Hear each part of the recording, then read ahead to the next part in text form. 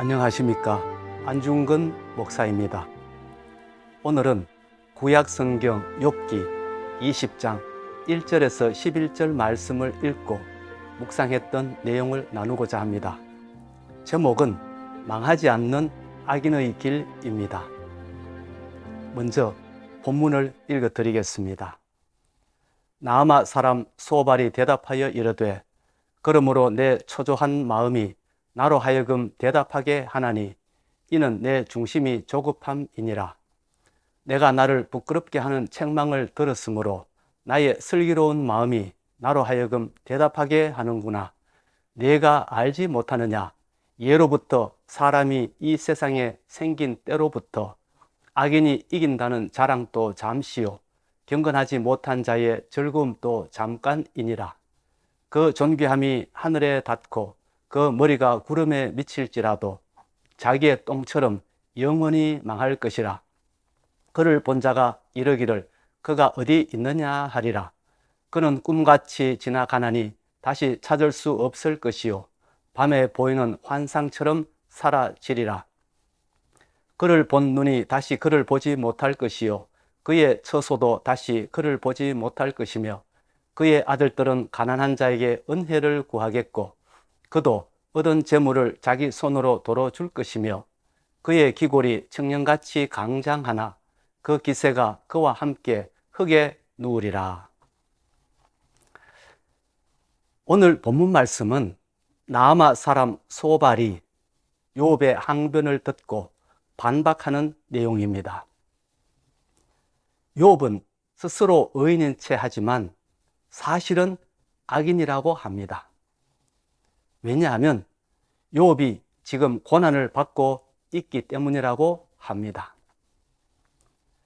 하나님은 정의의 하나님이시고 악인을 반드시 심판하시는 분이시기 때문에 욥이 지금 고난을 받고 있다는 것은 욥이 의인이 아니라 악인이라는 증거라는 것입니다. 5절에서 7절 말씀입니다. 악인이 이긴다는 자랑도 잠시요 경건하지 못한 자의 즐거움도 잠깐이니라. 그 존귀함이 하늘에 닿고 그 머리가 구름에 미칠지라도 자기의 똥처럼 영원히 망할 것이라.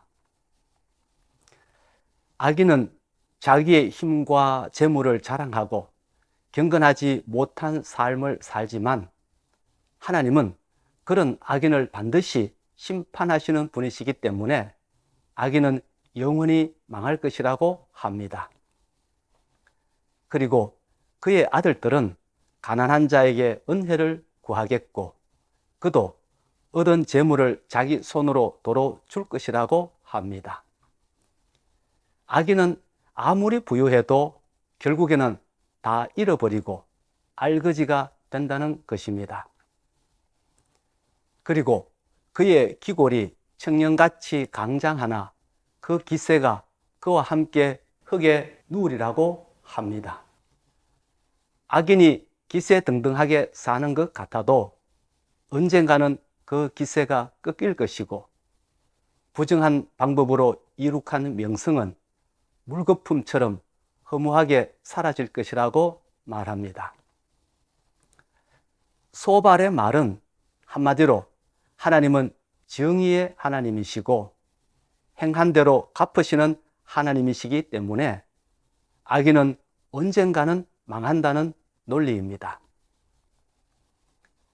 시편 1편에도 이와 비슷한 내용이 있습니다. 시편 1편 4절에서 6절 말씀입니다.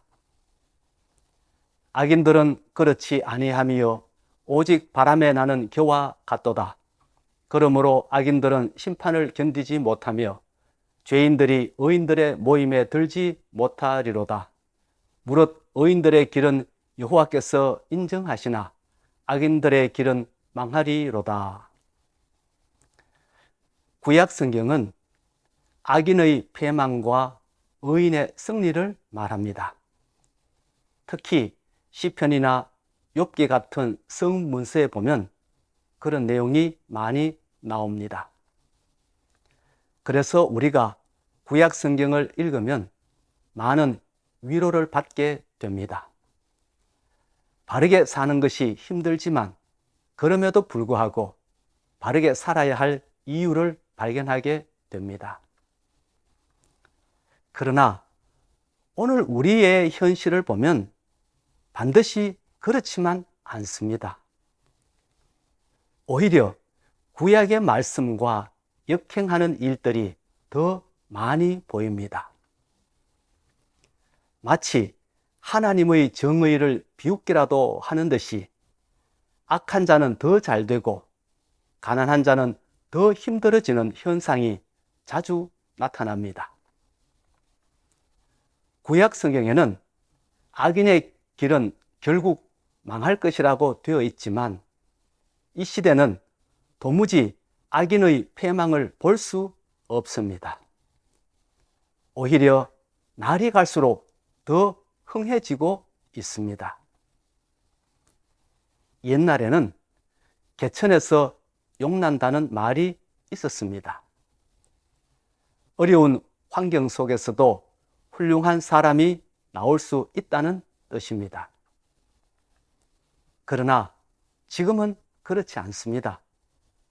지금은 개천에서 용이 날 수 없습니다. 기껏 해봐야 지렁이밖에 안 나옵니다. 가난한 가정의 자녀들은 계속 가난하게 되고 부유한 가정의 자녀들은 계속 부유하게 되는 가난과 부의 대물림이 이어지고 있습니다. 세상이 이렇게 돌아가다 보니 사람들은 수단과 방법을 가리지 않고 돈을 모아 부자가 되려고 합니다. 한 번 부유해지면 그 부를 계속 유지할 수 있으니까 의로운 가난보다 악한 부자가 되고 싶어 합니다. 여러분, 세상이 왜 이렇게 되었을까요? 왜 하나님의 정의가 나타나지 않는 것일까요? 왜 부정한 방법으로 재물을 모은 사람이 성공하고 의롭게 사는 사람이 실패하는 경우가 많은 것일까요? 왜 부와 가난이 대물림 되는 것일까요? 미국의 경제학자 가운데 조지프 스티글리츠라는 분이 계십니다. 노벨 경제학상을 수상한 세계적인 석학인데 현재 미국 콜롬비아 대학 교수로 재직하고 있습니다. 이분이 2012년에 The Price of Inequality 라는 책을 출판했습니다. 그리고 그 책은 2013년에 불평등의 대가라는 이름으로 번역되어 한국어로 출판되었습니다. 그 책에 보면 미국은 지금 부익부 빈익빈 현상이 심각하다고 합니다. 2007년을 기준으로 상위 1%의 평균 세후 소득은 130만 달러, 한화로 약 15억 원에 달했지만 하위 20%의 평균 세후 소득은 17,800달러, 한화로 약 2천만 원에 불과했다고 합니다. 그러니까 상위 1% 사람들의 소득이 하위 20% 사람들의 소득보다 73배나 더 많았다는 것입니다. 그리고 지난 30년 동안 하위 90%의 임금은 15%가량 인상되는 데 그쳤지만 상위 1%의 임금은 150%가량 인상되었다고 합니다. 그 결과 미국은 부익부 빈익빈 현상이 날이 갈수록 심해져서 상위 1%에 속하는 사람들은 하위 계층의 삶을 전혀 이해하지 못할 정도가 되었다고 합니다. 거기에다 중산층은 점점 줄어들고 하위 계층은 점점 더 넓어지는 양극화 현상이 뚜렷하게 나타나고 있다고 합니다. 불평등이 심해지자 하위 계층의 사람들은 갈수록 집 없는 가정이 늘어나고 의료보험 혜택을 받지 못하는 사람들이 늘어나고 있다고 합니다. 거기에다 자녀 교육은 엄두도 내지 못하다 보니 가난의 대물림이 이어지고 빈곤의 악순환이 이어지고 있다고 합니다. 미국 사회에 이런 불평등이 심각해지는 이유는 무엇일까요? 조지프 스티글리츠 교수에 의하면 가장 큰 요인은 지대의 증가라고 말합니다. 지대라는 용어는 원래 경제학에서 말하는 생산의 3대 요소 가운데 하나인 토지에 대한 수익을 말합니다. 생산의 3대 요소는 토지, 자본, 노동인데 그 가운데 토지에 대한 수익을 지대라고 말합니다. 지대는 토지를 소유하고 있다는 이유만으로 받는 수익입니다. 쉽게 말해서 불로소득입니다. 이 불로소득이 노동소득보다 더 빠르게 증가하다 보니 불평등이 심각해지고 있다는 것입니다. 이와 같이 지대가 노동자들의 임금보다 너무 빠른 속도로 증가하다 보니까 땅을 가진 자와 땅을 갖지 못한 자 사이에 빈부격차가 갈수록 커지고 있습니다. 그런데 문제는 이러한 지대가 현대에 와서는 계속 증가하고 있을 뿐만 아니라 토지 이외에 많은 종류의 특권이 지대와 같은 기능을 하고 있다는 점입니다. 예를 들면 지적 재산권이나 특허권이 바로 지대에 포함되었다는 점입니다. 그래서 이런 권리를 가지고 있는 사람은 가만히 앉아 있어도 높은 수익을 올릴 수 있지만 노동자들은 뼈 빠지게 일을 해도 입에 풀칠하기 바쁩니다. 예를 하나 들어보겠습니다. 은행은 대출권이라고 하는 독점적 특권이 있습니다. 그래서 이 특권을 행사하여 서민들을 수탈하는 경우가 많습니다. 이것을 가리켜 약탈적 대출이라고 합니다. 그렇게 해서 벌어들인 돈으로 은행은 직원들의 봉급을 마음대로 올립니다. 사람들이 은행이나 금융권을 가리켜 신의 직장이라고 하는 이유가 바로 여기에 있습니다. 2021년 기준 공공기관의 연봉 서열을 보니까 상위 1위에서 6위까지의 기관이 대부분 금융기관이었습니다. 한국투자공사, 한국산업은행, 중소기업은행, 한국수출입은행 같은 금융기관이 거기에 자리 잡고 있었습니다. 그렇다고 해서 금융기관에 종사하는 사람들이 일반 노동자들보다 일을 더 많이 하느냐? 그렇지 않습니다. 똑같이 하루에 8시간씩 일합니다. 그럼에도 불구하고 대출이라고 하는 독점적 지대가 있기 때문에 연봉이 높습니다. 세상이 이렇게 돌아가다 보니 악인이 이긴다는 자랑도 잠시요, 경건하지 못한 자의 즐거움도 잠깐이니라는 구약의 말씀은 더 이상 우리에게 소망을 주지 못하고 있습니다. 오히려 현실은 자기 배를 불리기 위해 남을 희생시키는 악인이 더 잘 되고 있어 실망이 큽니다.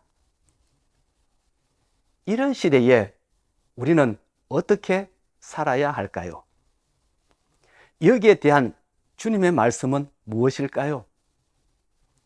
구약의 말씀이 우리 시대에 맞지 않다고 해서 우리 마음대로 살 수는 없지 않습니까?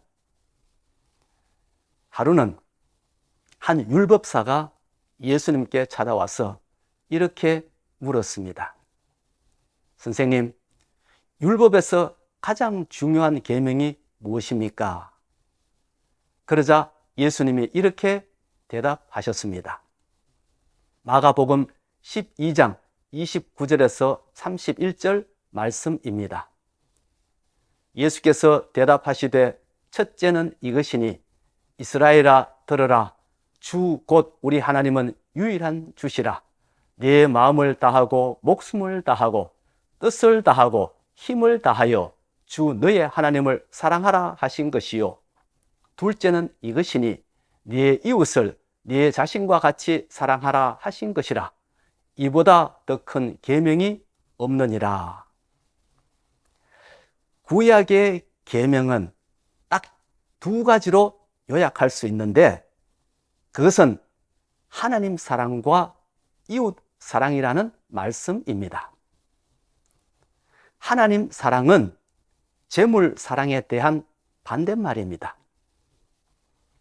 재물로 구원을 얻고 재물로 행복을 얻겠다고 하는 생각을 포기하는 것을 의미합니다. 그리고 이웃 사랑은 자기 사랑에 대한 반대말입니다. 자기 사랑을 위해 이웃을 착취하고 희생시키는 것을 포기하는 것을 의미합니다.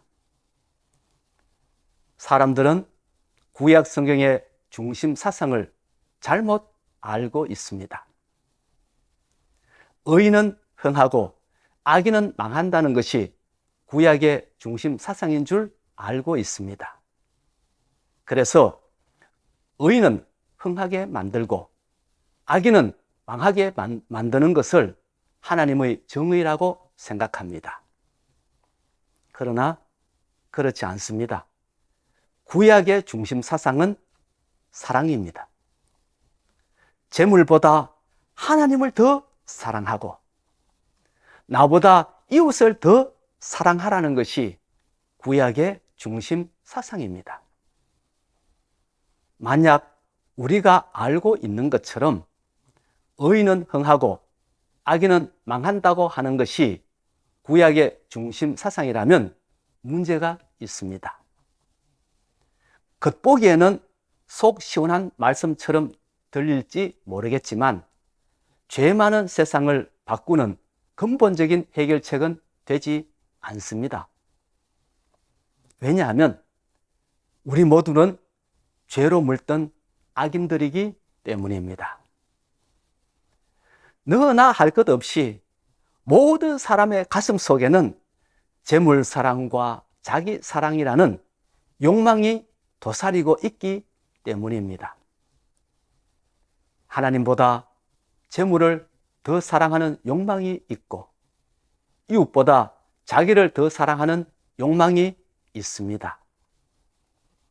기회가 없어서 그것을 실현하지 못했을 뿐이고 힘이 없어서 그것을 성취하지 못했을 뿐이지 누구에게나 다 있습니다. 그래서 사도 바울은 의인은 없나니 하나도 없다고 했던 것입니다. 그러므로 악인은 망하고 의인은 흥하게 하는 것이 하나님의 정의이기 때문에 우리는 그런 가치관으로 살아야 한다고 하면 이 세상에는 편안한 날이 없습니다. 왜냐하면 주님 다시 오실 그때까지 계속해서 악인이 등장하기 때문입니다. 지금 우리나라를 보세요. 이전 정부가 적폐청산을 한답시고 전직 대통령을 2명씩이나 감옥에 보냈습니다. 그런데 어떻게 되었습니까? 적폐가 청산되었습니까? 깨끗한 사회가 되었습니까? 아니지 않습니까? 그 정부에서 일하던 사람들이 3기 신도시 건설 정보를 빼돌려 불법으로 자기들의 배를 채웠던 일이 있었지 않습니까? 그래서 나라가 벌집 쑤신 듯이 시끄러웠던 적이 있었지 않습니까? 이 세상에는 악인은 망하고 의인은 흥하게 되는 사회 정의도 필요합니다. 그것도 세상을 다스리시는 하나님의 한 방법이 맞습니다. 하지만 핵심은 아닙니다. 핵심은 사랑입니다. 재물보다 하나님을 더 사랑하고 내 이웃을 내 몸처럼 사랑하는 것이 하나님께서 우리에게 가르쳐 주신 구약 성경의 핵심입니다. 내가 먼저 하나님의 사랑을 실천하고 그 다음에 주변 사람들에게 그 사랑을 전하고 가르칠 때 이 세상에는 빈부격차에서 오는 갈등보다 서로 나누고 베푸는 평안이 찾아오게 됩니다. 2021년 3월 16일에 있었던 일입니다. 미국 애틀랜타 마사지 업소에서 일하던 4명의 한국계 여성이 총에 맞아 숨지는 사건이 발생했습니다. 범인은 21살 된 백인 남성이었습니다. 사망한 한국계 여성 4명 가운데 1명은 51세 된 김현정이라는 분이었습니다. 그분은 21살과 23살 되는 2명의 아들을 둔 엄마였는데 혼자서 2 아들을 공부시키느라 평생 일만 했던 분이었습니다. 이 어머니가 죽자 2 아들은 졸지에 고아가 되고 말았습니다. 당장 3월 말에 집세를 못 내면 쫓겨날 신세가 되었습니다. 먹을 것도 없고 공과금을 낼 돈도 없었습니다. 그래서 2 형제는 자기들의 딱한 사연을 인터넷에 올렸더니 전 세계의 수많은 사람이 그것을 보고 안타까운 마음으로 후원금을 보내주었습니다. 그렇게 모금된 액수가 얼마였는지 아십니까? 5일 만에 270만 달러, 한화로 약 30억 원이 모였습니다. 이 돈으로 2 형제는 다시 희망을 가지고 살 수 있게 되었습니다. 사랑하는 성도 여러분, 의인은 흥하고 악인은 망하는 것도 하나님의 정의가 맞습니다. 그래서 우리는 의인은 높여주고 악인은 징계해야 합니다. 그러나 그보다 더 중요한 것은 사랑입니다. 우리가 돈보다 하나님을 더 사랑하고 나보다 이웃을 더 사랑하는 것입니다. 하나님의 나라는 의인을 높이고 악인을 망하게 할 때 도래하는 것이 아니라 하나님을 사랑하고 이웃을 사랑할 때 도래합니다. 오늘은 여기까지 하겠습니다. 제가 잠깐 기도하고 마치겠습니다. 하나님 아버지, 우리가 살아가는 이 세상을 보면 실망할 때가 많습니다. 악인이 의인보다 더 득세하고 잘 사는 것을 볼 때면 하나님의 정의가 어디 있는지 부르짖을 때가 많습니다. 그래서 하나님께 기도하기를, 그런 악인들을 정리해 주시기를 소망하며 기도할 때가 많습니다. 하오나 오늘 본문 말씀과 또 성경 말씀을 통하여 새로운 관점을 저희들에게 열어주시고 하나님의 뜻을 다시금 새롭게 가르쳐 주시니 고맙습니다. 하나님이 원하시는 것은 하나님 사랑과 이웃 사랑을 이 불의한 세상에서 우리가 펼쳐나가는 것임을 가르쳐 주시니 고맙습니다. 세상이 어렵고 악인들이 더 날뛸수록 우리가 이 사랑에 힘입어 하나님 사랑을 실천하고 이웃에게 그 사랑을 베푸는 우리의 삶을 살게 하여 주시고, 그리하여 이 사랑의 물결로 인하여 세상이 변화되는 그런 역사가 우리를 통하여 일어나게 하여 주시옵소서. 예수님 이름으로 기도하옵나이다. 아멘.